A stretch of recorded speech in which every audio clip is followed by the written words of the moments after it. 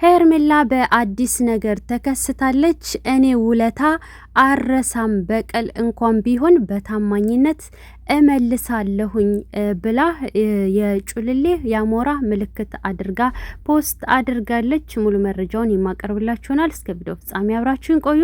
ሰላም ሰላም፣ ውድ ቤተሰቦቼ ሰላማችሁ ይብዛ። ለዚህ ቻናል አዲስ የሆናችሁ ሰብስክራይብ፣ ላይክ፣ ሼር እያደረጋችሁ ቤተሰብ ሁኑ። ሁሌም አዳዲስ ትኩስ ቪዲዮዎችን የምታገኙበት ቻናል ነው። ከጎኔ ሆናችሁ የምታበረታቱኝ የፈጣሪ የልባችሁን መሻት ይሙላላችሁ።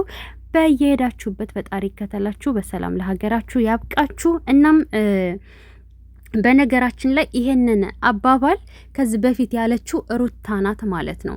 እና ሩታ ከዚህ በፊት እኔ ውለታ አረሳም በቀል እንኳን ቢሆን በታማኝነት እመልሳለሁ ብላለች ማለት ነው።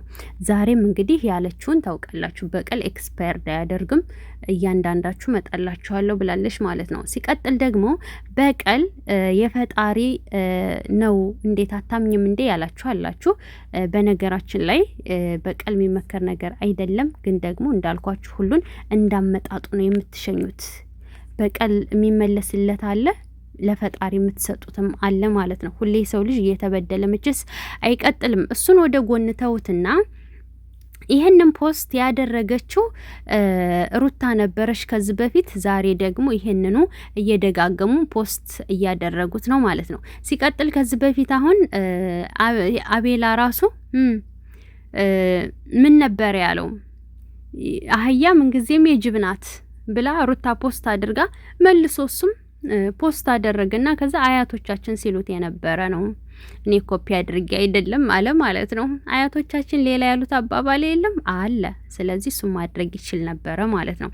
ለማንኛውም ዞሮ ይሄንን ፖስት ያደረገችው ሄርሜላ ናት ብዬ ፔጇ ውስጥ ገባሁኝና የሄርሜላ ፕሮፋይል ነው፣ የሄርሜላ ስም ነው እና እሷ ናት ብዬ ስገባ ደግሞ የሄርሜላ አድናቂ መሰለችኝ። የሄርሜላ ሁለተኛ ቻናል ነው ወይስ አድናቂዋ ነው? ዞሮ 20 ምናምን ሺህ ፎሎ ያለው ነው ማለት ነው። እናም ለማንኛውም ዞሮ ሩታን ማንም ሊበቀላት አይችልም ከፈጣሪ ውጭ። ማንም ሰው ሊበቀላትም ሆነ ሊያሸንፋት አይችልም ማለት ነው። ገባችሁ? እናም ይሄ ደግሞ የማን አባባል ነው? ከሩታ ኮፒ እያደረጋችሁ ነው። ኤኒዌይ ምን ለማለት ፈልጌ ነው፣ የራሳችሁን ነገር ፍጠሩ።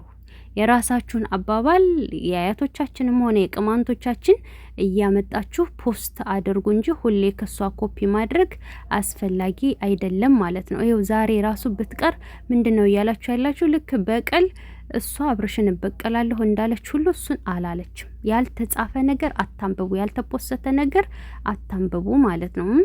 እና ዝም ብላችሁ እየፈጠራችሁ እሷ አብርሽን እበቀላለሁ አላለችም። ምንም ቢሆን የልጇ አባት ነው ማለት ነው።